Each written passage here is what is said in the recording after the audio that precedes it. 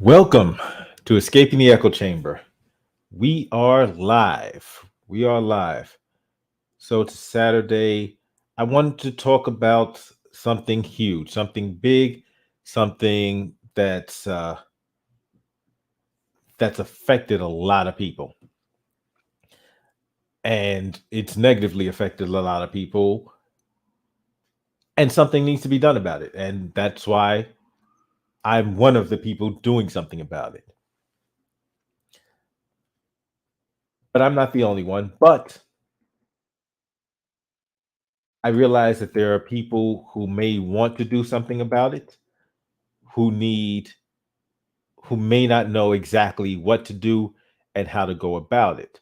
So I said, hey, let me share the knowledge.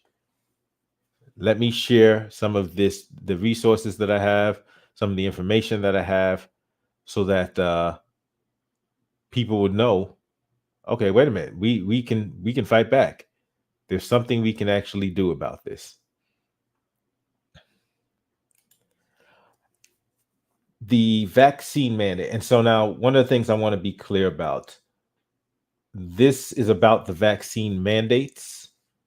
I'm not going to be speaking about the efficacy of the vaccines. That's not what I'm doing here. It's YouTube tends to frown upon that, and my message will get nowhere if YouTube, you know, if I decide, hey, I'm gonna just spread what YouTube calls medical misinformation. So I'm not here to talk about the efficacy of the vaccines. I'm here to talk about the vaccine mandates. In particular, two mandates in particular, the key to New York City. And as the key to New York City exists, it's also related to stuff like Be Together from Boston. And there were several other cities that also implemented similar programs and mandates as the key to New York City. When the in fact, yeah, so just a little background with the key to New York City. When in August of 2021, Bill de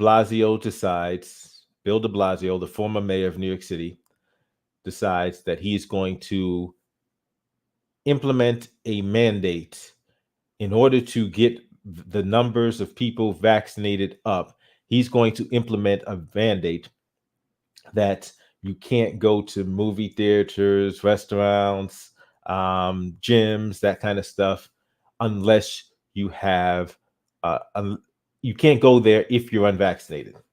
That was what he, advocated. He said, now people are like, wait a minute, but don't you think that's going to be, um, like, don't you think that's kind of harsh? And he says, listen, if people want to be able to go to the movie theaters, then they need to get vaccinated. If they want to go to the indoor gyms, then they need to get vaccinated. He says, like, if they want to dine in a restaurant, they need to get vaccinated. He said, but if they want food from a restaurant, they can still get it to go, even if they're not vaccinated. So basically the crux of that was, I'm not stopping people from being able to go get food, being able to feed themselves.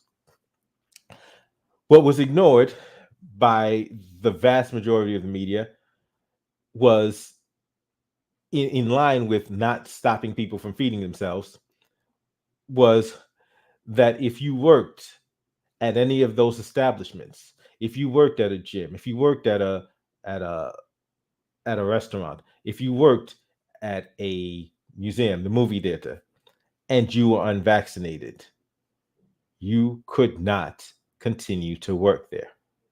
So you had a choice. Either you get vaccinated or you lose your job. That's what nobody talked about. So they focused on the recreation part of it, and they ignored the fact that he was creating a system that would punish people with unemployment, with not being able to provide for themselves and their families if they did not comply with the mandate. I'm one of the people that was like, that's a ridiculous overreach. It's ridiculously unethical.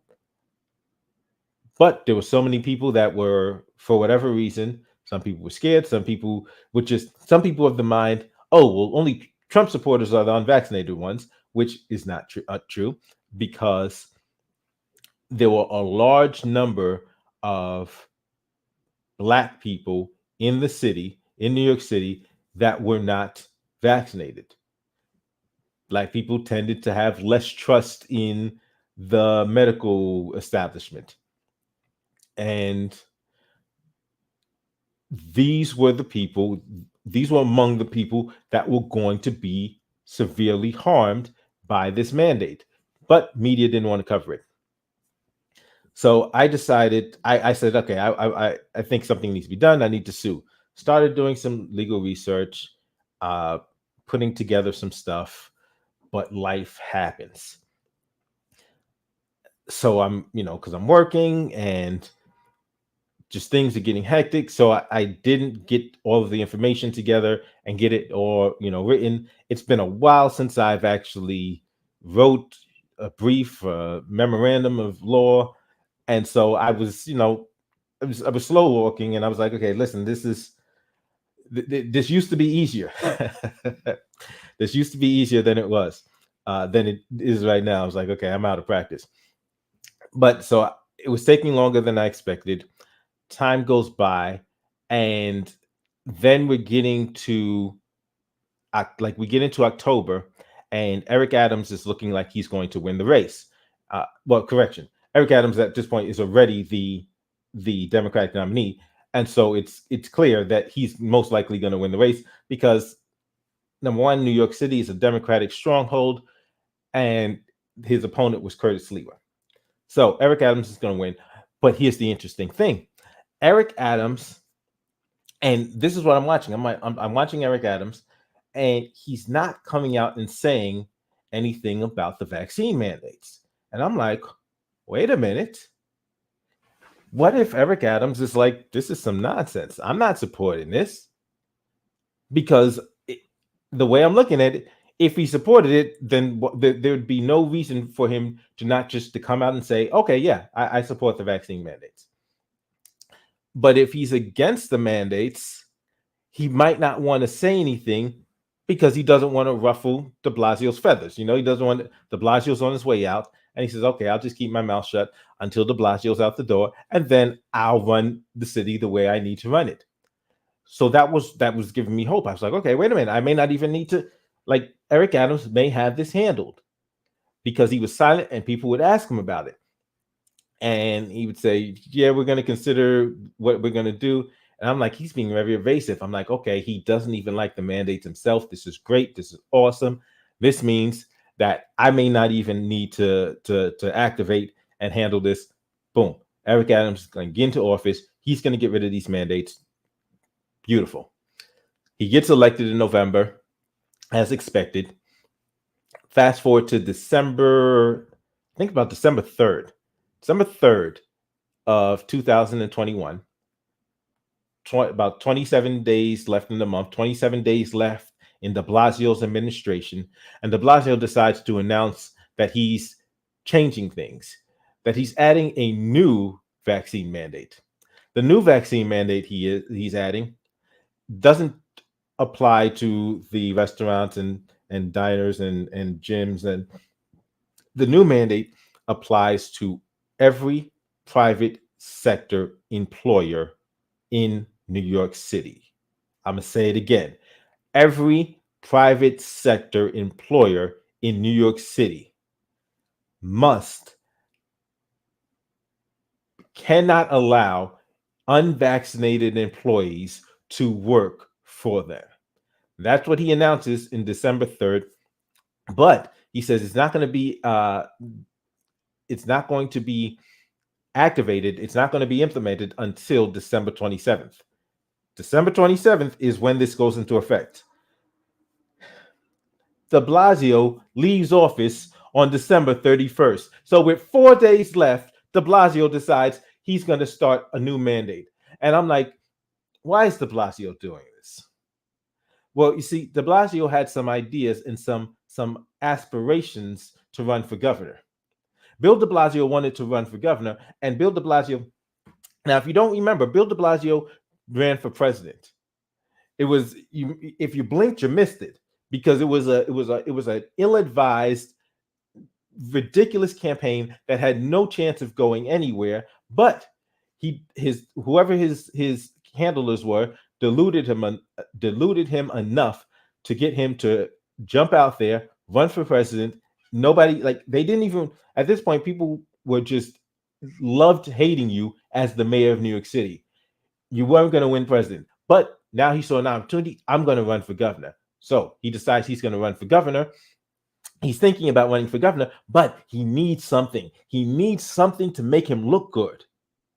And so that's why with 4 days left in office, he implemented a vaccine mandate that all private employers within New York City had to have their employees vaccinated. Every private employer in New York City could not allow unvaccinated employees. I'm like, this dude is an absolute piece of garbage. I'm so pissed off. And I says, okay, now I'm going to have to start getting ready. Now I'm getting stuff ready a little bit faster because I'm like, I don't know what's going to happen with this. I says, I'm going to hold off on filing it because it's seeming like Eric Adams is going to get into office January 1st and say, yeah, let's get rid of this and let's get on with life. That's what I was expecting. On December 30th, 2 days left in the year. It's Thursday, December 30th. New Year's is Saturday. Thursday, December 30th. Eric Adams has a press conference and decides to tell the media, oh yes, by the way, I am keeping the key to New York City, which is the vaccine mandate that you can't go to restaurants, gyms, museums, movie theaters. That's that one. And the private sector mandate. So in addition to the not being able to go to movie theaters, every private employer must have their employees vaccinated. He said he's keeping both of these policies. He says it's December 30th in the morning. I say, okay. In fact, once he said that, I said, this is ridiculous. This is unacceptable. This makes no sense. And then I said, in the immortal words of a famous movie character, fine, I'll do it myself. I go ahead, put together my lawsuit, my complaint. I put together a complaint. I put together a motion for TRO, a memorandum of law in support of the motion for TRO, all of the extra information I need to put with that. I head down to the court December 30th. Boom, drop this stuff off. So, and let me tell you that if you saw my live stream on Thursday, it might have been yesterday? Yeah, yesterday. If you saw my live stream yesterday while I was downtown around in Court Row, I showed the positions of the buildings. The reason why that's pertinent is because what happened. So I go to downtown Manhattan to file this paperwork, and it's the case is going to be filed in the Southern District of New York, the Southern District Court. I go into the building I go into is the Second Circuit Court of Appeals. So that's the wrong building. However, that's the building where I have to go to file my paperwork if the court is open. If the court is open, I need to go there because I'm doing this myself. I'm a pro se litigant. And so the pro se office, whether you're filing in the Second Circuit, in the appeals court or the district court, the pro se office is in that building. So I go to that building and I go to drop off my complaint and everything. They have a drop box. So even when the court's closed, you can drop off your paperwork, you get it stamped, boom, it's filed, so that it's established that it's been filed at a certain date and time. Cool. So I put it, get it stamped, everything. It's in the drop box. I leave. What I didn't realize is, despite the fact that that's where the pro se office is, the only things that go in that drop box are for the Court of Appeals. Even as a pro se litigant, if you want to put stuff in the Dropbox, you've got to use the Dropbox in the federal district court, which is the building across the street and behind the Second Circuit Court of Appeals. So I filed my paperwork in the wrong court. So I then run over to the post office, give them, because with the motion for the TRO, you also have to send a copy to the opposing party. So I send my motion to for the opposing party to in the post office, put it in, and I'm like, okay, that's done. Fast forward to Monday morning, two things have happened. One, the mail has still not reached City Hall. So now let me tell you where the post office is. The post office where I filed this paperwork is about 2-3 blocks away from City Hall. This is several days later, and the mail still has not reached City Hall. Okay. Then I go over to the courthouse, and that's when I discover that the district court didn't get my paperwork because it's in the Court of Appeals box. So now I hurry up, I get my copies, and go file it again with the pro se office. So I go back into the Second Circuit Court of Appeals. Now it's open, and I actually physically hand it to the pro se office so that, boom, I can at least get it on the docket. Now the case is filed.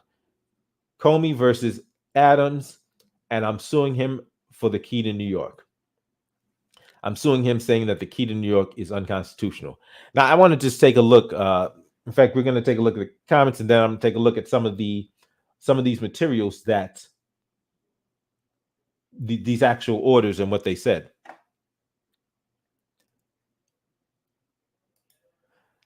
TLD, welcome. It was an attempt to create a caste system. The whole Democrat-Republican thing is a smokescreen. It makes it like there's no legitimate purpose for it. None. Build back better means you have to destroy something to build it back. I hear you. PJ. Welcome, PJ.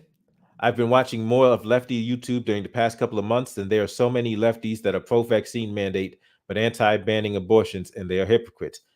It makes no sense. So one of the interesting things is Joy Reid gave a stirring speech in December when the Supreme Court heard one of the abortion cases, and the questioning made it pretty clear which way they were going to fall on the issue.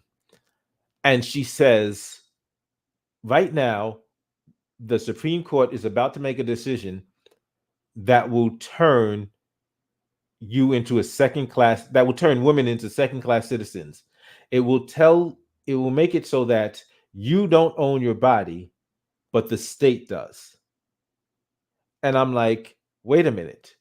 You do realize that's the exact same principle that is behind the vaccine mandates. You don't own your body. The state owns your body. So if you believe that we as individuals own our bodies, you wouldn't just be opposed to the abortion laws, these abortion bans.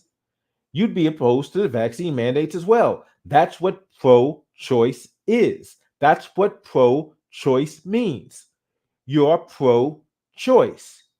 You believe in our choice, in our freedom to choose what we do with our bodies. Unfortunately, that's not where her principle ended, only with the abortion bans. did not apply to the vaccine mandates. In fact, she was in support of that. She was even talking about taxing people and fining people and extra steps to punish people who are unvaccinated.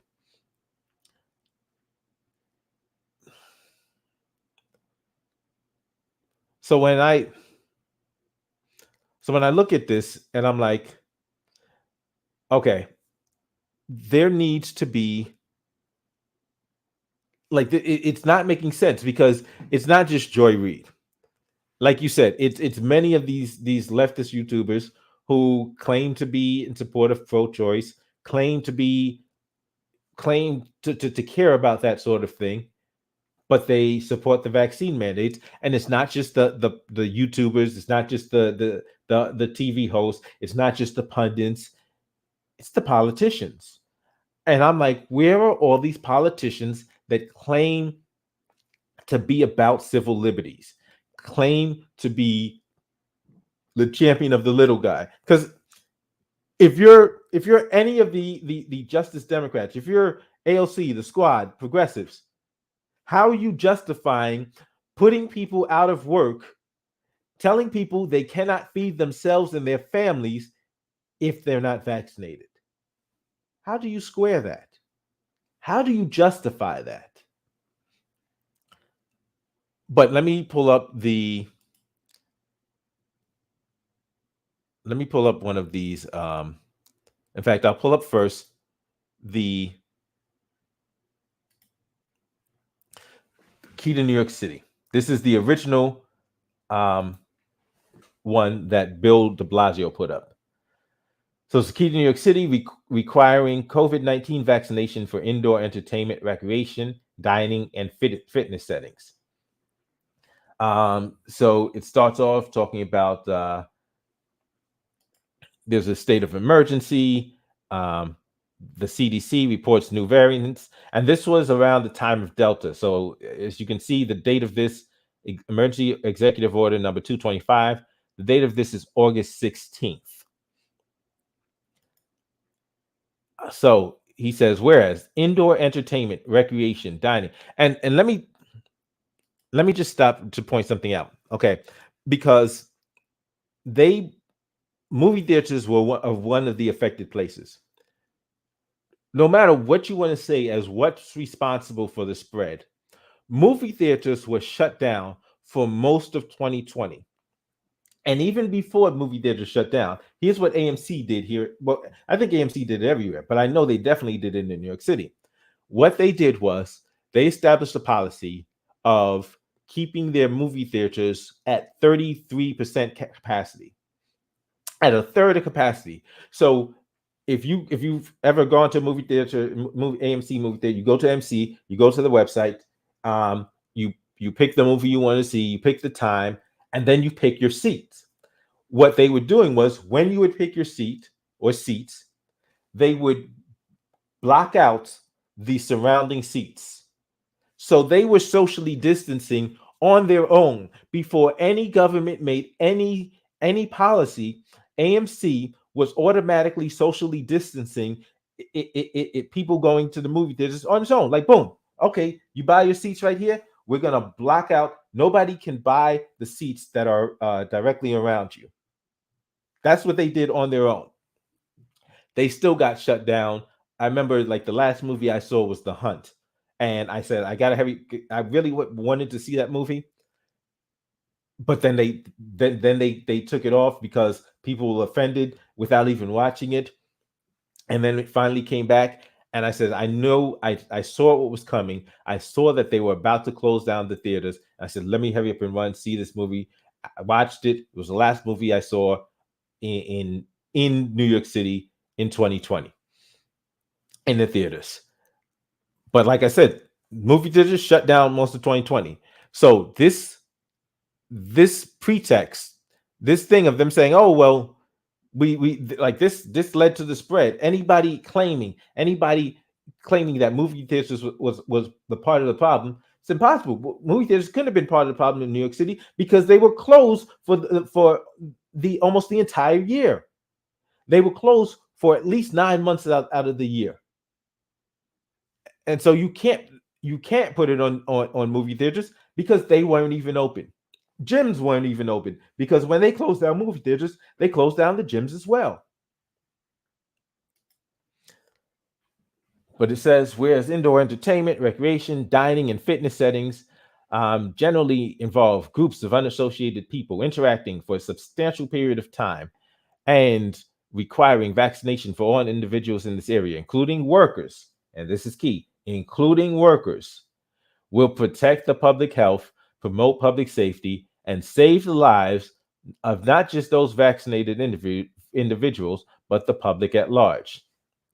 And so, even according to this, 56% of city residents were fully vaccinated.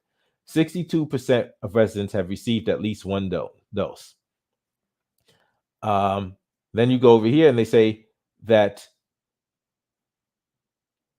pursuant to the powers vested in me, I hereby order that the covered entity shall not permit a patron, full or part-time employee, intern, volunteer, or contractor to enter a covered premises without displaying proof of vaccination and identification bearing the same identifying information as the proof of vaccination. And so that's, like I said, indoor entertainment, recreation, dining, fitness settings. And so these are the covered areas, right? Now, here's the exceptions. There the following individuals that are exempted: individuals entering for a quick and limited purpose, non-resident artists not regularly employed by the covered entity while they are in the covered premises for purposes of performing. So this is your music stars, your even comedians, visiting comedians, a non-resident professional athlete or sports team who enters a covered premises as part of their regular employment for purposes of competing. So now this is talking about visiting basketball teams, visiting baseball teams, visiting football teams in New York City, but this is what this is talking about. So this key to New York City was the reason, number one, Kyrie Irving was sidelined for the majority of the year. This one, the key to New York City, this was the problem. But you see, from the very beginning of this, despite Kyrie not being able to play, unvaccinated visiting players could come and play because they were exempted. And a non-resident individual accompanying a performing artist or professional into a covered premises as part of their regular employment, so long as the performing artists or professional athletes are performing or competed in the covered premises. So it's not just the athletes, it's people that are with them. And so he wanted a written record. And then for the purposes of this order, contractor means owner, employees of a business. And then let's get to covered entity. Covered entity means any entity that operates one or more of covered premises. The covered premises means any location except the location in a residential or office building, which of the uses which is limited to residents, owners, or tenants of that building, that is for the following purposes: indoor entertainment and recreational settings, movie theaters, music or concert venues, adult entertainment, casinos, botanical gardens, commercial event and party venues, museums and galleries. Remember, museums and galleries, aquariums, zoos, professional sports arenas, indoor stadiums, convention centers, and exhibition halls, performing arts theaters, bowling alleys, arcades, indoor play areas, pool and billiard halls, and other recreational game centers. And then, of course, restaurants, places that have food and drink, and then gyms.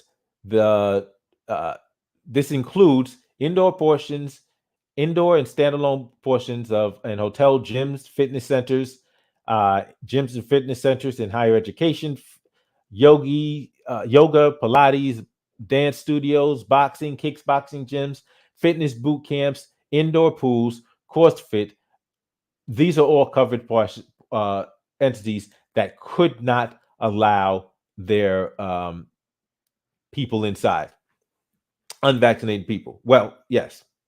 So, but now there's something else. There's another part of this that I want to show you. There's another part of this that will really, I mean, so many people didn't realize this. So many people weren't aware of this, and it really undermines their stated purpose. Okay. This part is really going to be critical because right here, they define proof of vaccination. Proof of vaccination means proof of receipt of at least one dose of a COVID-19 vaccine authorized for emergency use. One dose. Not just one dose of the Johnson & Johnson. One dose of any of the COVID-19 vaccines. In order to be considered vaccinated, according to the key to New York City, you didn't even have to be fully vaccinated. And this was the grounds on which they were getting people were losing their jobs. People were being prohibited from being able to go to the movies, go to museums, work out. And you didn't even need to be fully vaccinated. You only needed to have one dose. One dose.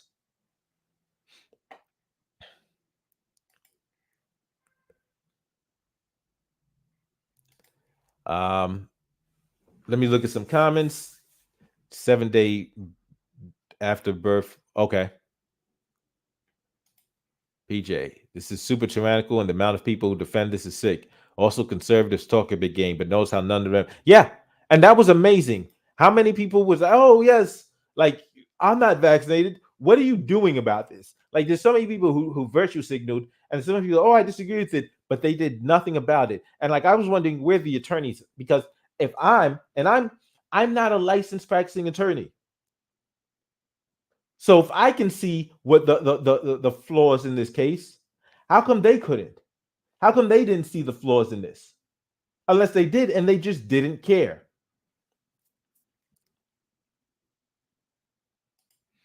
It's like people got paid to help a new reset. Yeah, it's absolutely ridiculous. But that was the first key to New York City. And what ultimately happened was he was doing he was periodically, the way it was, because it was an emergency executive order, so he would periodically re-up it. So like this was okay. So no, this is that different one. So he would periodically re-up it, and it was in effect, just constantly being, oh yes, we're continuing the key to New York City. We're continuing it for X amount of days. But then we get to, in fact, I said December 3rd. It was December 13th. December 13th. December 13th is when they issued the next order. December 13th is when they issued the private employer mandate. But let me also get back to, let me get to the private employer mandate. So this is the private employer mandate. Now, the key to New York City was an emergency executive order from de Blasio. And Eric Adams, once he came into office, he did an emergency executive order number 1, where he re-implemented it. So this, however, is the other order that is. This is the order that's okay.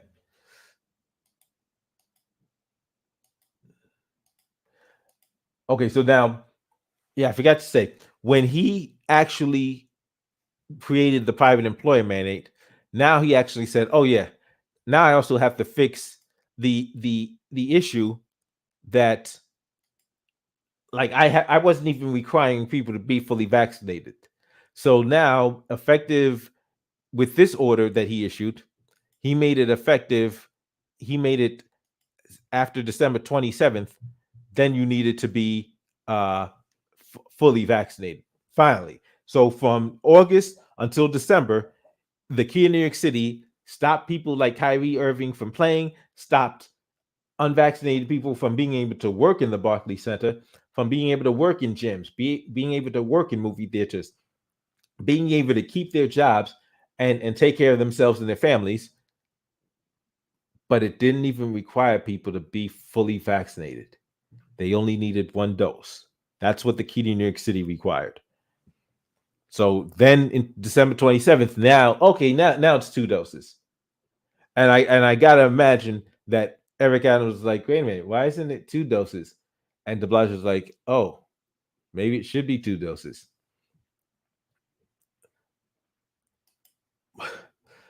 But so this was the one I sued against. So when I filed my lawsuit, I decided I wanted to get them both, but I decided to start with the key to New York City. So, like I said, there's 2 separate vaccine mandates that were in play in New York: the key to New York City, and then the private employer mandate, the private sector mandate.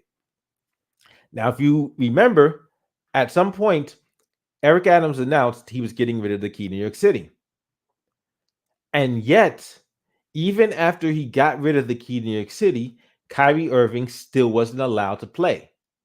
That's because the private sector mandate, the private employer mandate, was still in effect. That was the one then that was keeping Kyrie Irving out of work and unable to play.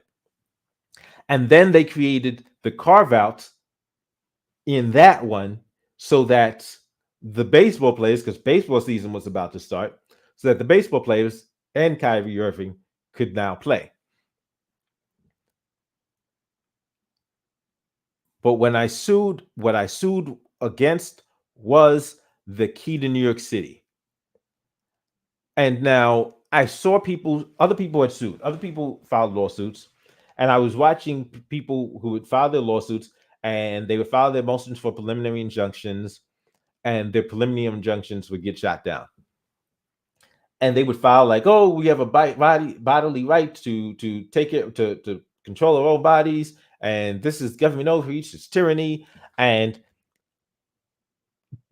to the lawyers that were just writing this stuff, I got to get angry at them, because it's like, if you know that the sentiment of these people does not coincide with what the law actually says, it's your duty as a lawyer to say, okay, listen, I know that's how you feel, and I understand that, but the law exists. And if we want to win, we've got to challenge this on grounds that are outside the law. I cannot challenge a government mandate based on how you feel about it. I have to challenge a government mandate on how it conflicts and violates the law. That's how I have to challenge it. So I understand how you feel that this is tyranny, but I need you to understand that in your land of the free, as it is currently situated, as it currently exists, the government is allowed to engage in this type of infringement. The government is allowed to exercise this amount of control over your personal body. The government is allowed. But so many lawyers it appears that these lawyers did not have that conversation with their clients, because the arguments that some of them were making just did not coincide with what the law had already said. So one of the cases, and you might have heard, because every time somebody talks about the vaccine mandates, you'll hear somebody from the left talk about, oh well, the Supreme Court allows it. You get vaccinated in schools, so what's the big deal now? And then you fast forward to them talking about, Well, yeah, Jacobson versus Massachusetts. Jacobson versus Massachusetts is a Supreme Court case from 1906. It's a it's an old case. Yes, over 100 years old. The case is over 100 years old, and that was the case that they were relying on for justification justification of using these mandates. And so I was looking at this and like, wait a minute, if you're going to fight this, you've got to realize that this case exists and that you're going to have to you can't just pretend this case doesn't exist. You're going to have to deal with this case head on. But people wanted to make certain points that wasn't exactly supported by Supreme Court precedent. What I found is I said, okay, I knew what I couldn't do. I can't go into the courtroom, especially as a pro se litigant. As a pro se litigant, I cannot go into the courtroom and then tell the court, listen, I'm not a lawyer, but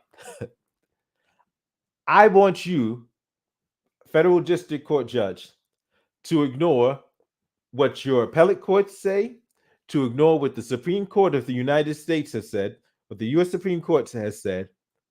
I want you to ignore all of that. And I want you to ignore what the government of New York City is saying, because I don't like this law, because I think this is an infringement. I knew where that would go. Absolutely nowhere. So how do you fight the mandate if Jacobson exists? Well, I said, hey, let's take a quick look at Jacobson. Let's take a look at Jacobson versus Massachusetts, because that'll give you some insight. So here's the case, 1905, Jacobson versus Massachusetts. Yeah, let me take my picture out. I'm gonna take my picture out. So, and so it talks about in the Jacobson case. In fact, yeah, let me give you some background in the Jacobson case. There's a guy in Massachusetts. They implement a vaccine mandate that you have to get the vaccine, or else there's penalties. This guy says, I'm not getting it. They say, okay, you're not getting it. Okay, now we give you the penalties. He gets subjected to the penalties. He takes it to court, ends up in the Supreme Court, and the Supreme Court now is ruling on whether or not this guy who refused to get a vaccine is in the right, or were his rights violated by this mandate, or was the government well within its authority in issuing this mandate. So here's an interesting. Okay, and this is a line I think people really need to see. The police power of a state embraces such reasonable regulations. I'm going to say it again. The police power of a state embraces such reasonable regulations relating to matters completely within its territory and not affecting the people of other states, established directly by legislative enactment, as will protect the public health and safety. Now, further down, here's what it says. It is within the police power of a state. It is within the police power of a state to enact a compulsory vaccination law, and it is for the legislator and not for the courts to determine. This is the point that so many people completely missed. If you're going to argue this, you have got to distance. You cannot go arguing with law that is directly contrary to this without something else. Like you're going to need to come with something if you're going to go against Jacobson v. Massachusetts. What I did was I realized I needed to do two things. One, I needed to distance this from Jacobson versus Massachusetts because I needed to show that Jacobson versus Massachusetts is not what's happening here. It's a completely different case. And here's why I'm doing that. Because if I can demonstrate that Jacobson versus Massachusetts, the factual situation that we're dealing with is completely different from the factual situations in Jacobson versus Massachusetts, that case doesn't even apply. So if I sit there, if I allow them to make a false equivalent between the factual situations that we're dealing with and the situation that Jacobson was dealing with, I can't fight Jacobson versus Massachusetts. I need to show that there are factual distinctions and differences that makes Jacobson versus Massachusetts inapplicable to the current situation. That's the first thing I need to do. Because now I can say, okay, if Jacobson isn't even applicable to this, different situation, different circumstances, now we can deal with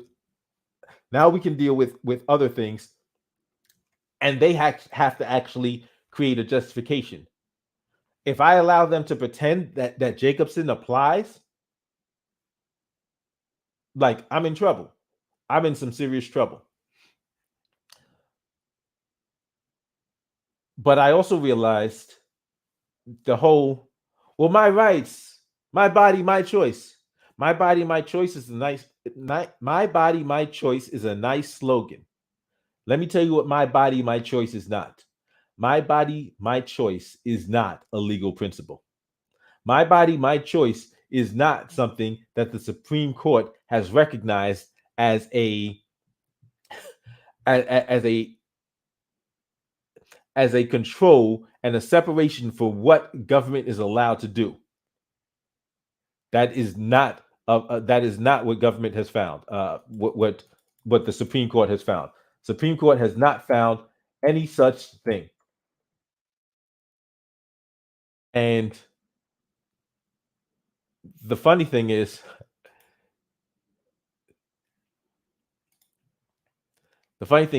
when you look at, there's another case that proves that. Because the whole my body, my choice, when people start talking about my body, my choice, they think Roe v. Wade, abortion rights, right? And most of the time, you'll find that those people have never actually read Roe versus Wade. I have read Roe v. Wade. And in that point, you know how I said, Joy Reid, she was talking about pro-choice and, these abortion laws are they're going to say that the government owns your body and not you. Well, quite frankly, the government already said that. It said that the Supreme Court has said that multiple times, but that's a different discussion.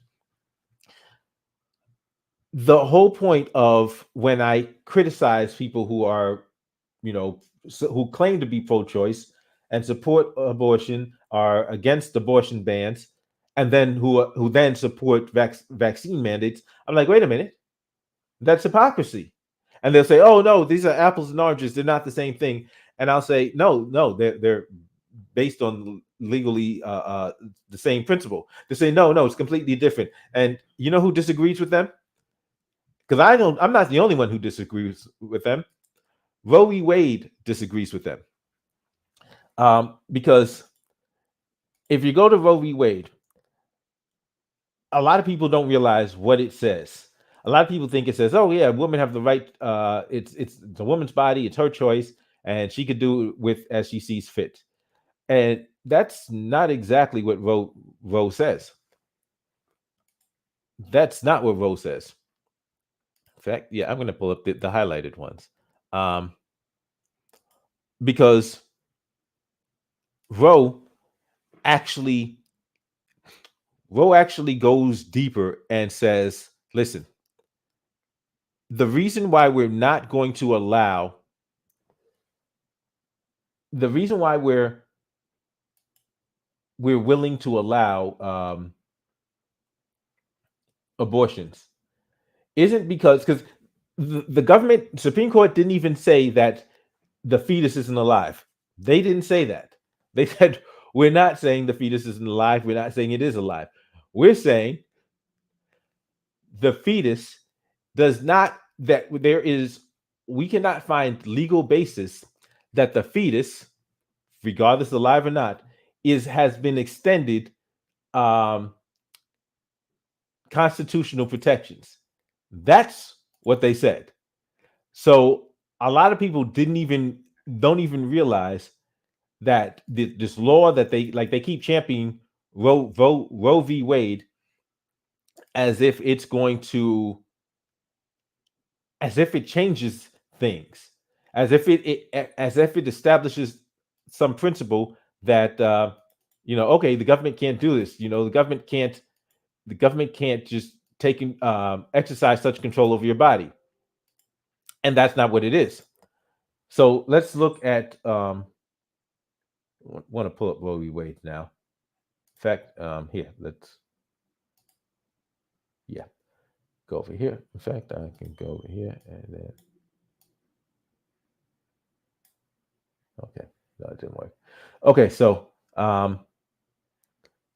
yeah, let's take a look at it because there's a part in Roe v. Wade that is really interesting because you know how I talked about the whole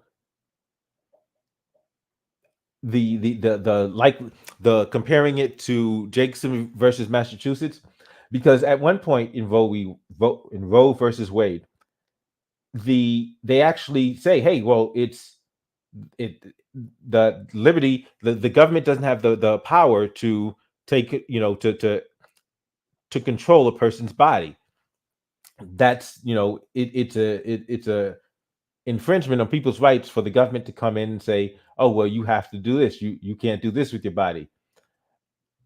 But the court said no, like you have no guarantee to be um to be in complete control of your body. That's not a legal principle. And so one of the cases they cite in their justification for saying that no, the government doesn't say that you're allowed to do whatever you want to with your body. One of these cases that they cite is Jacobson versus Massachusetts.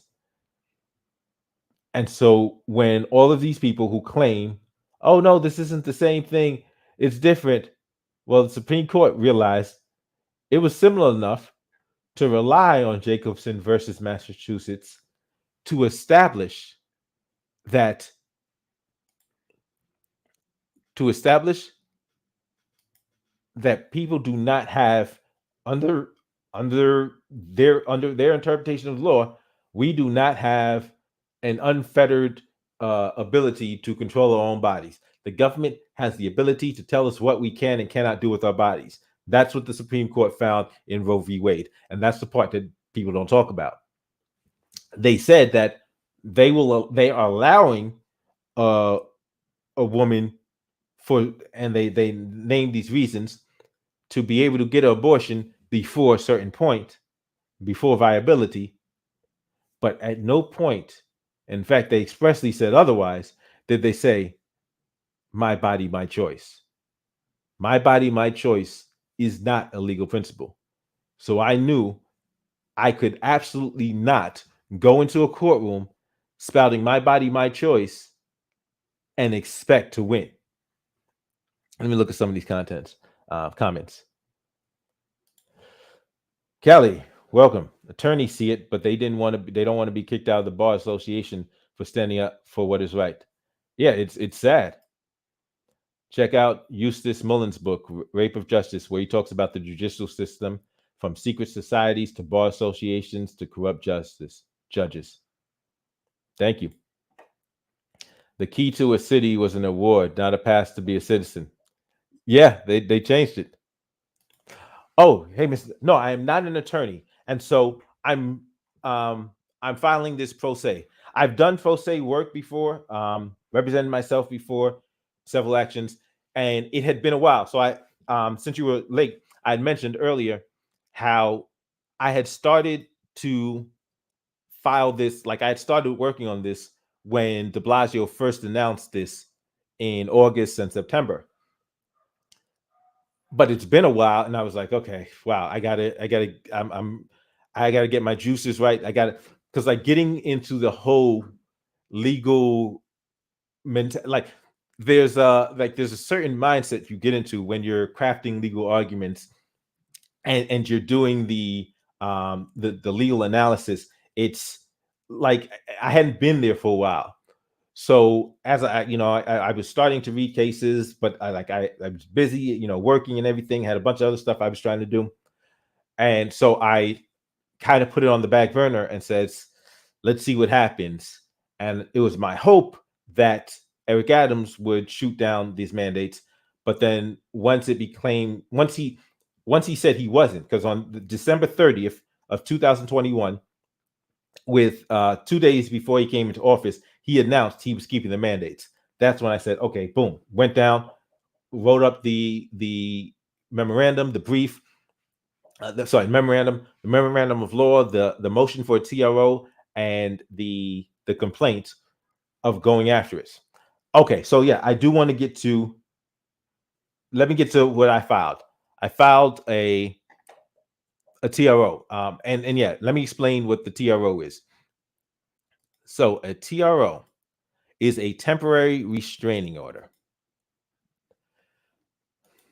Okay. A temporary restraining order is an order that the court can issue without written or oral notice to the adverse party of such or such a party's attorney. And now the critical thing about a TRO is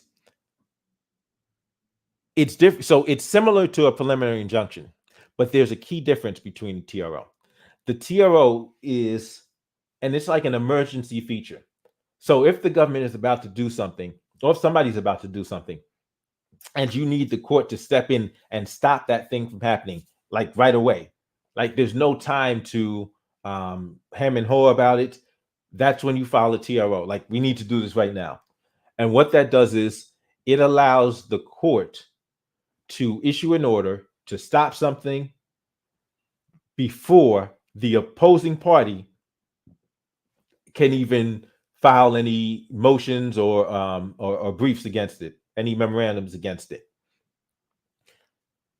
That's what makes it a very hard, like the bar is so high with the TRO, because you've got to meet all of the components of a preliminary injunction, but you also have to have the heightened principle of, like, there needs to be, as it states, you cannot get a TRO unless it clearly appears from specific facts shown by the affidavit or by the verified complaint that immediate and irreparable injury, loss, or damage will result to the applicant before the adverse party or such party's attorney can be heard in opposition. And so that's why it's such a hard thing to do, and that's why, especially as a pro se litigant, it's hard. It's a very high bar to meet, because that means that the court would have to step in, shut down the city because of me, without even letting the city respond. So now, if it's a preliminary injunction, and I filed my motion, and my memorandum of law, they filed their memorandum of their response, and then the court weighs it and says, yeah, my arguments are stronger, boom. Then the court can say, hey, look, I've looked at the arguments, I've looked at your side, looked at his side, his arguments are strong. Boom, he's right. This can't go. But the court is going to be super reticent to make such a ruling without even giving the city a chance to respond. So that's why the chances of winning on the TRO was so. I mean, it was a very high bar. It was a very incredibly difficult feat to meet. But let me tell you about the actual merits, the actual elements of a TRO, and these elements are also the same elements that must be met in filing a preliminary injunction.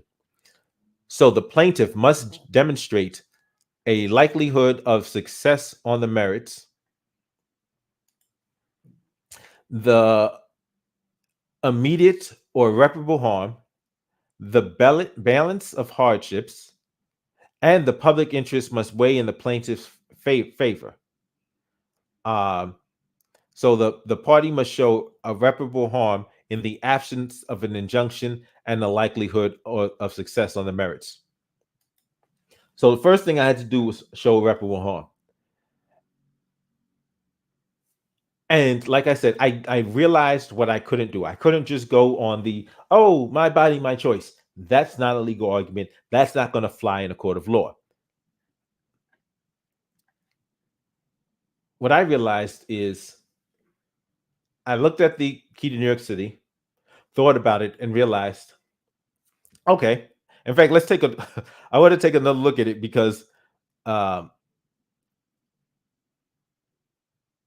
want you to take another look at the key to New York City.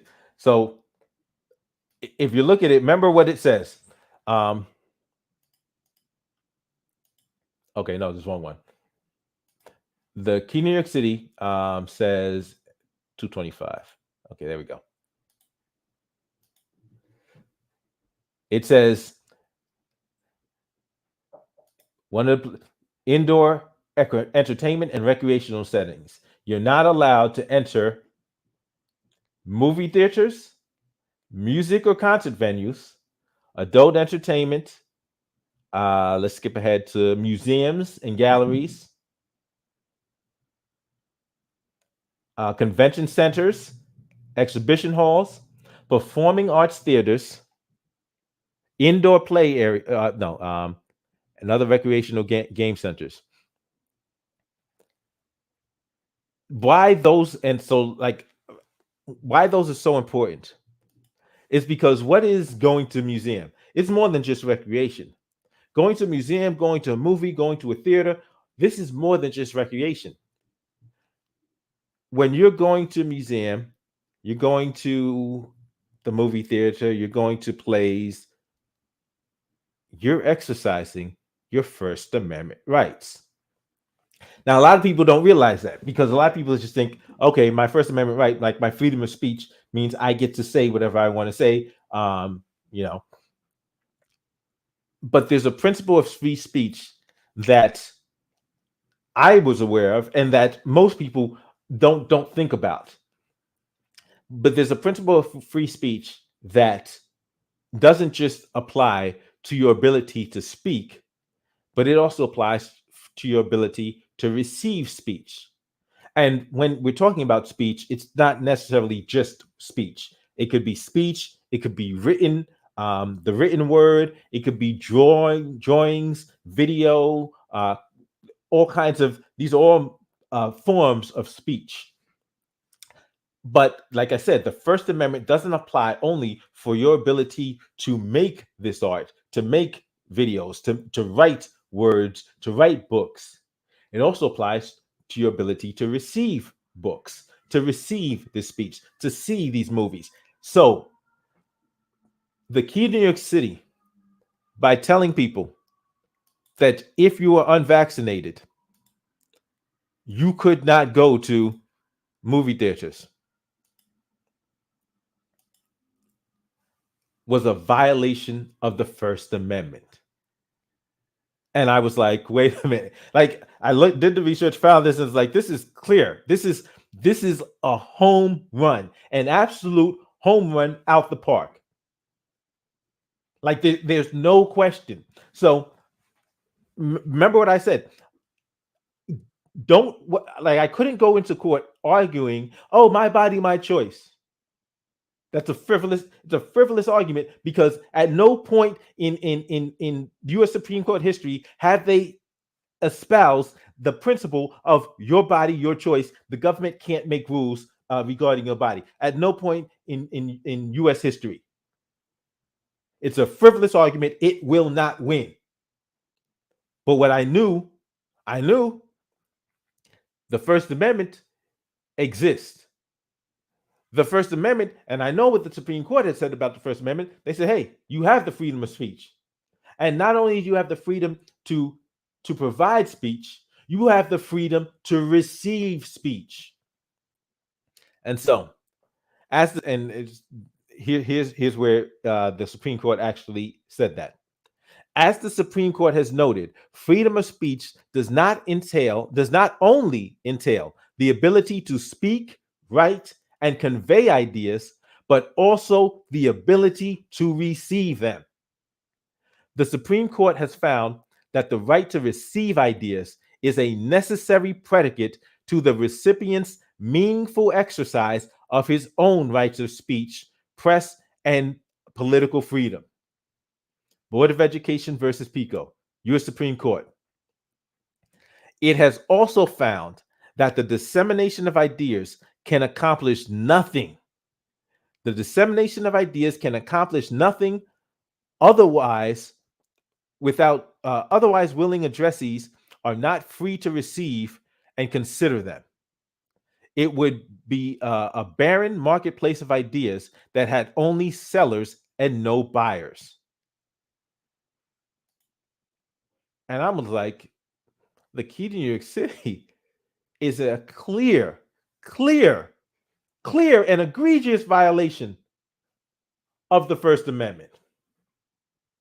So, guess what my first claim was? Key to New York City violates the First Amendment.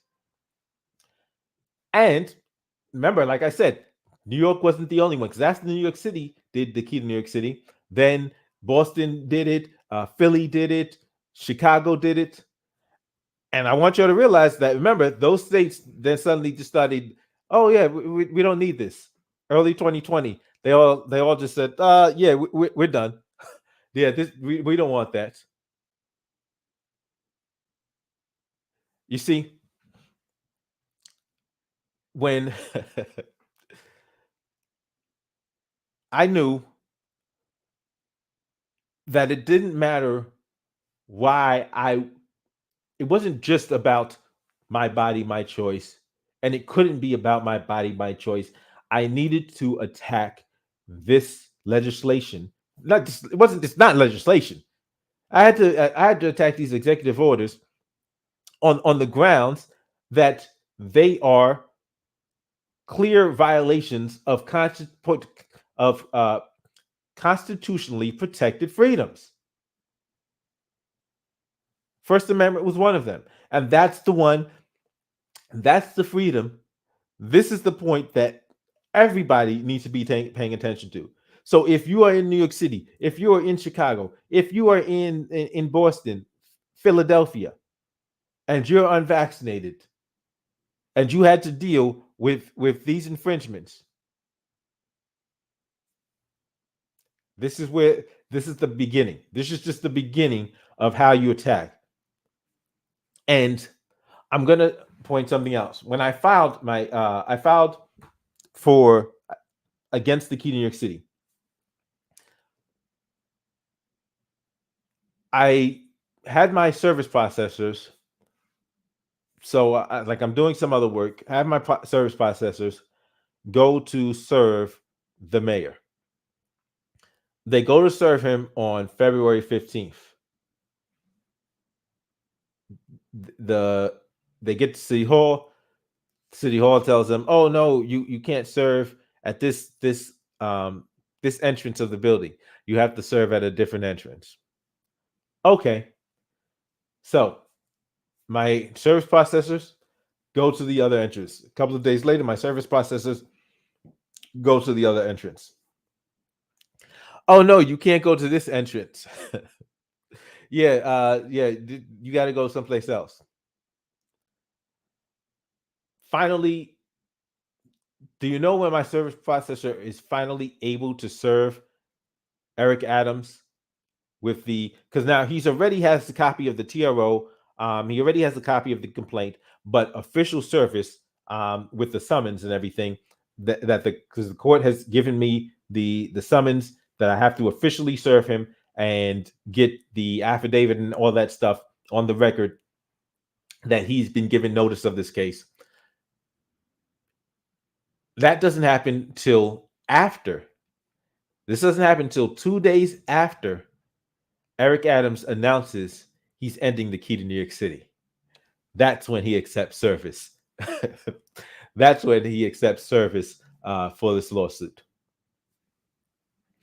But let me continue.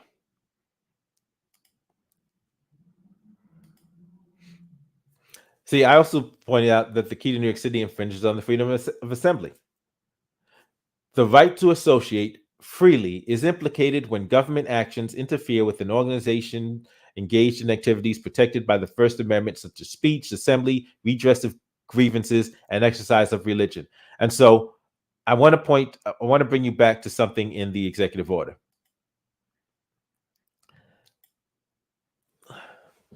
Indoor entertainment and recreational settings. These are the prohibited places, right? So it includes convention centers and exhibition halls. Do you know what happens in convention centers? In hotels, convention centers, these venues? Political meetings, political conventions. The key to New York City was prohibiting people from gathering in political meetings because these are the indoor settings that people are, and even indoor restaurants people will use. People will use, like, we've used restaurants to have meetings, political meetings. So the key to New York City in prohibiting this activity from unvaccinated people was not just infringing on freedom of speech, but also freedom of assembly and freedom of association and freedom to engage in political activities. Like, it ran afoul of the Constitution to such a degree, they knew they couldn't win. They knew they had no chance. But here's the key. You see, yes, I am suing the New York City for the key to New York City, and I'm also suing for the private employer mandate now. But I'm not just suing for injunctive relief. I'm not just suing for declarative relief for them to say, oh, this law needs to stop. I'm also suing for damages. And that's the key. I'm suing for damages. And this is why I want every unvaccinated person to pay attention to this. Because if you were wronged, if your rights were violated by these policies, why wouldn't you seek accountability? Have them held accountable for what was a gross and egregious violation of your constitutional freedoms. Simple. I mean, it's obvious, it's easy, it's simple, it's plain.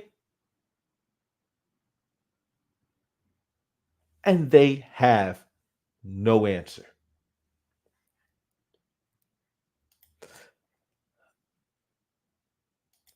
Hey, Mr. Knickerbocker, good to see someone finally using their laws against them. I've been hoping someone would use anti-CRT laws to stop all the racism against our children. Did you lose your job? So, I am currently on leave. I'm still on leave from my job at the present.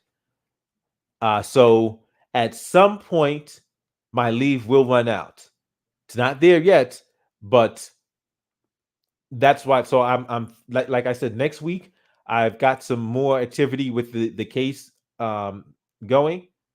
But yeah, I'm coming full guns blazing now because it's this is something that never should have happened. It never should have happened. It never had any basis in. It had no basis at all for existing. It was something that never should have been done. That was clearly like how they even fixated, like rationalized. Wait a minute, like how much constitutional freedoms, how much are we harming people? Like none of that mattered to them. They just said, let's do it. And that's the thing that really gets me angry. Freedom of expression. Georgia didn't do any of it. We only had a few places, clubs, movies, gyms, and salons closed for 3 weeks in April 2020. After that, everything has been 100% open, barely asking for masks. Okay. Yeah, I mean, and it's funny. Look at the numbers in New York. New York City and California were the most restricted locations. They had mask mandates, vaccine mandates, lockdowns, and despite all of that, look at the death toll. The numbers. So for the vast majority of the pandemic, the first two states with the highest numbers of deaths were California and New York. Now I think it's California, Florida, New York, Texas. Those are the top four, but California is still number one. California is still number one, and New York is either three or four. Most restrictions, the most restrictions, and still the hardest hit. That's good. Get all your back pay, return your leave. They have been overreaching day one. Absolutely. Yeah, listen. Listen. That's giving me time to. I said, you know what? Now I can focus. I can actually do because before I was doing YouTube, like I was trying to scramble, trying to find time to do YouTube around work, and now, boom. Okay, I can focus on actually getting content out just constantly. And that's one of the things I'm like, okay, hey, this is an opportunity for me to try to get this off the ground, um make this, yeah, go full time. Because I this is way the ability to get things done, the ability to make changes, the ability to reach people on YouTube is such a powerful thing. And it's I said, okay, I got to use this opportunity. I've got to use this opportunity. And yeah, but working from home is definitely a great thing. More restrictions, most cases, most deaths. My sister says New York has issues because they don't have enough healthcare workers. She says they overload nurses and doctors. They fired nurses. They fired medical professionals that refused to get vaccinated too. Because okay, so I talked about the two. So those two mandates apply to me. There are other mandates that I can't sue against because I don't have standing. And as a non-lawyer, I can't sue on behalf of somebody else. The other mandates, so there's like the public sector mandate. So city workers were mandated, sanitation, firefighters, cops, teachers, and in fact, I think teachers was separate from cops and firefighters. And then there was a healthcare mandate. So nurses, doctors, hospital staff, they had their own vaccine mandate. So there's a whole bunch of vaccine mandates. So I'm actually going to have to research those two to come up with viable attacks against them. And yeah, I'm going to put in the work so that people that have been harmed by these ridiculous policies can fight back and can gain some measure of accountability, because it's crazy. Because if we just fast forward to Eric Adams getting rid of the key to New York City. And then a couple of weeks later, a few weeks later, like the next month, yeah, I'm the private sector mandate is still in, but we're creating a carve out for uh, athletes and performers. And he says, oh well, they need to make money. Wait a minute, you don't think everybody else needs to be able to make money and provide for their family? And make no mistake, that quote of his, is going into my paperwork. That quote of his, because he says that. He says that while he's in Shea Stadium with the billionaire that donated hundreds of $1,000s to his campaign. Like he's standing there and says, "Oh well, performers are hurting, and so we got to worry about that." Like, what about the fast food workers that were out of work? What about the staff in Barclays Center? What about people that worked in museums, that worked any of these places, and then any of the private sector places? All kinds of people that you put out of work and that you're keeping out of work with these ridiculous policies, and then you get up there and say, but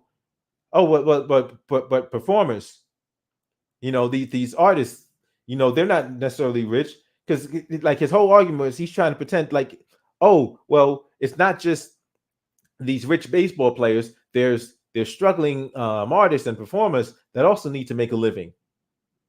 All of us need to make a living. The private sector screwed out every unvaccinated person, regardless of, like, no. How do you fix in your mind to say that and then realize and then act like you don't realize that you also have screwed over regular New Yorkers who are trying to make a living and provide for themselves and their families? But that's why there needs to be accountability. That's why I'm doing this, because when I hold him accountable, I get to show him, I get to show the city, I get to show the country, I get to show the whole world. Listen, you don't just get to do whatever you want to do. The people and one person can stand up, can fight back, can make impact. We don't have to just sit down, lay down, and take it. We can fight back.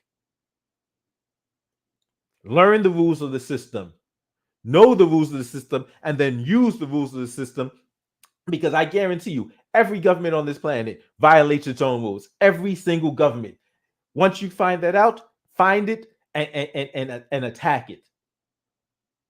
Because because what they rely on our ignorance of the system, our ignorance of the law, our ignorance of the procedures. And they're like, okay, well, we're the government. They'll just, if we do it, they'll assume that it's right. Nah, I do the research. I know how the government operates. I know very well how the government operates. I know that they routinely violate their own law. And I'll be damned if I'm going to follow the law and they're not. That's not happening. That's not happening. I will make sure they are held accountable. Before even that, she says New York docs and nurses have always been forced to take on 3 times more patients. Okay. And there was just so much mismanagement in New York, so much mismanagement with this pandemic. It really was bad. Do government officials get pay cuts? I know they just got a raise recently. If they don't struggle, then don't ask me to suffer. Exactly. You're right. They don't get pay cuts. They don't. They'll give themselves raises, but they don't get pay cuts. Let me see something. Share slides. Okay, so there is one last thing I did want to show.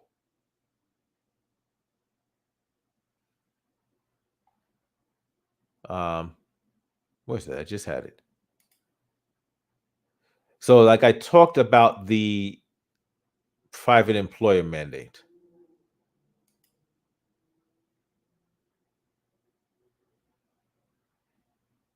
Okay, there we go.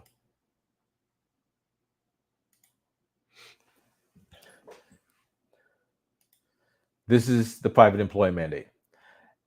And so now the thing to notice about this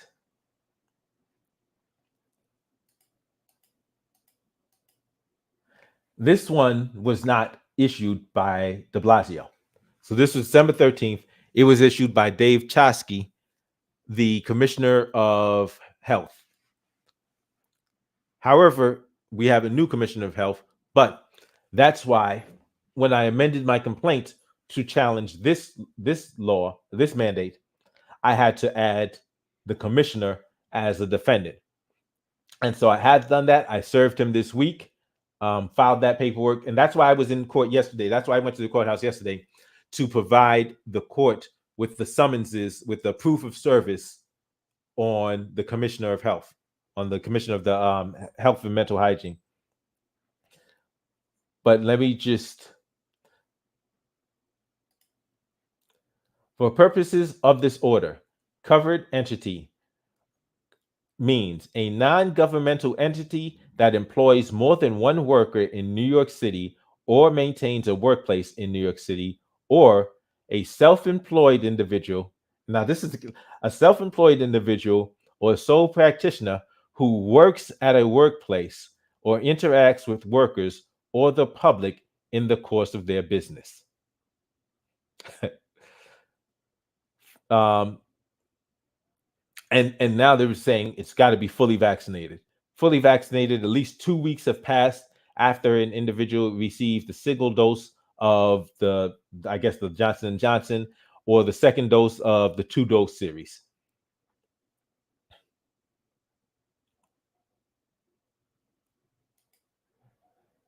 Covered entities, beginning December 27th, workers must provide proof of vaccination against COVID-19 to a covered entity before entering the workplace, and a covered entity must exclude from the workplace any worker who has not provided such proof, except as provided in paragraph 5.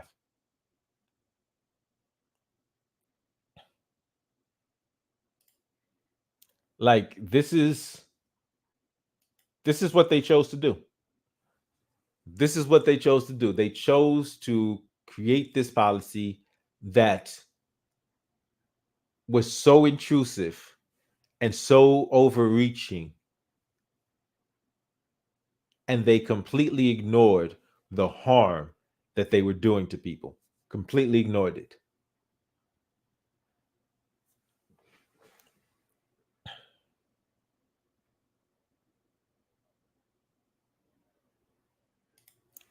That's why everyone needs to get back to work.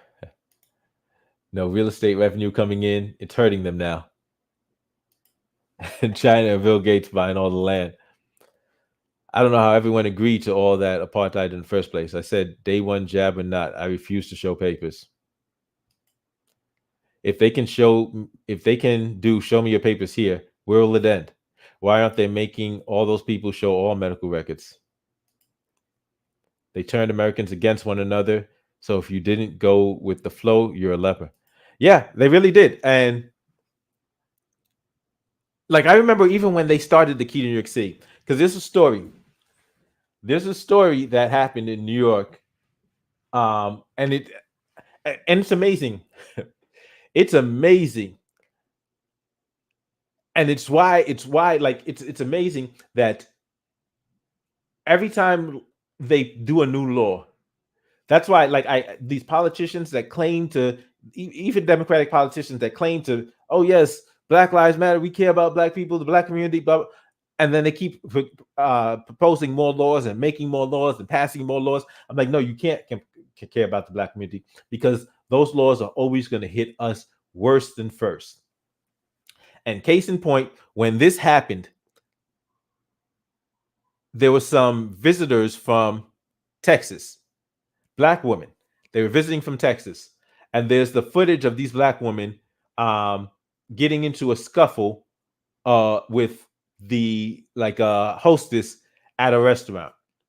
And the story they first came out with was, oh, these women weren't vaccinated, and it's crazy that, take that craziness back to Texas. Here in New York, we stay vaccinated, and you shouldn't attack somebody just because they're doing their job. And then the story came out, and then the truth came out. These women were vaccinated. They had shown their vaccination. They had went inside. They had a couple of they were joined by three gentlemen. I think two of the gentlemen had vaccination and proof of vaccination with them. One of the gentlemen did not have proof of vaccination, and he left. He stayed outside. So the whole narrative that they tried to push, and by the way, these women got arrested. They got arrested and charged for the altercation. But the whole narrative that they tried to push was fraudulent from the beginning. These women were not just trying to bogart their way in, and they weren't vaccinated. They were vaccinated. They showed proof of vaccination, but what they said was the woman had said some racial stuff slick to them, and they went to check her, and that's when the altercation started. But they all automatically the first victims behind this nonsense. Of course. And even I remember when they were doing when they started with the mandatory masking, like there's footage of a cop in the village, East Village, beating up a dude. Like it's ridiculous. So all of this overreaching, like you can't sit here and pretend that you care about the Black community when you keep on advocating for all of these extra laws, all of these extra policies, all of these infringements, because they will hit us worst and first. Biden was out there crying pandemic of the unvaccinated. One month later, Omicron hit all those vaccinated people, and they couldn't keep up the charade anymore. Republicans that talk a big game condemned the Black woman for attacking that chick, and were also saying racist things because, of course, they did. Yeah, you remember that, PJ? Yeah, I had a feeling that story was funny. If I figured that what happened from the yeah, because I'm watching. They said, "Oh, this is what happened," but the first footage they showed was like all the way at the end of the altercation. Like, so we didn't even see how it began.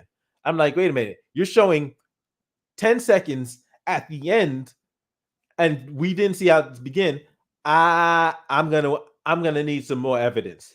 And then there was more evidence provided, and the entire narrative fell apart. Like even AOC was tweeting, "Oh, people shouldn't be attacked simply for doing their job." Like, no, that's not what happened. That's not what happened. It's not left or right. It's up and down. Democrats and Republicans, media, entertainment are always on the top. The down are the foundation. Yeah, the down are the rest of us. But I'm going to be putting together some more material. I'll be filing some more paperwork very soon. I'm definitely going to come back, let everyone know what's happening with the case.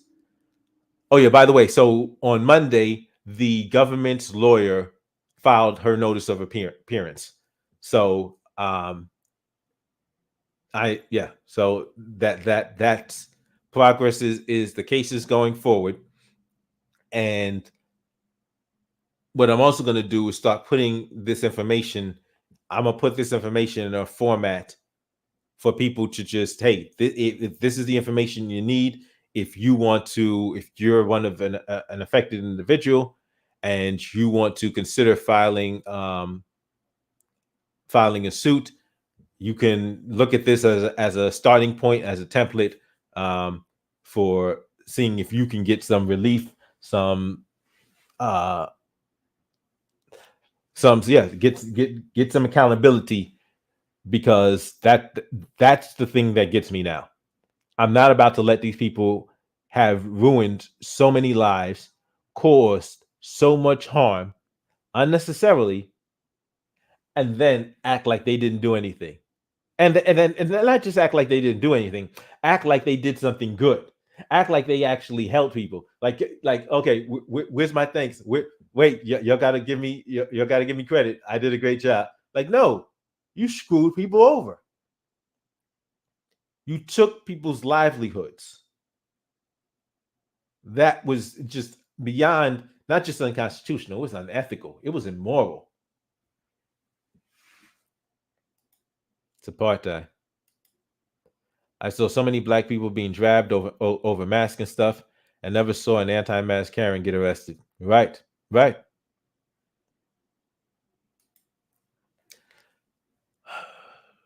Okay. Yeah. So, yeah. I mean, it's these mandates. They're going to end, but like even the ending isn't enough. Like I said, it's about accountability, and so that's what my focus is on at this point. It's about making sure they're held accountable because you've done harm. You've actually done harm. There needs to be accountability. If there's no accountability, there's no reason why they won't continue doing it or do it again. I want to thank everybody for coming out to the stream today. Really appreciate everyone that popped on the stream, everybody that rocked with me. It's a Saturday. It's actually a really nice. I don't know about where you are. Here in New York, it's looking pretty nice. The weather is looking good. So I want everyone to just enjoy the rest. Let me. Yeah, it's personal because as a non-attorney, I can't file a class action. I can't represent other people. It would need to be an attorney. So as a pro se litigant, I can only sue on my behalf. But yeah, so I want everybody to enjoy the rest of your Saturday. I know, like I said, out here it looks gorgeous. I hope it's gorgeous where y'all are. Enjoy the rest of your Saturday. Thanks for checking out the stream. I will see y'all next time.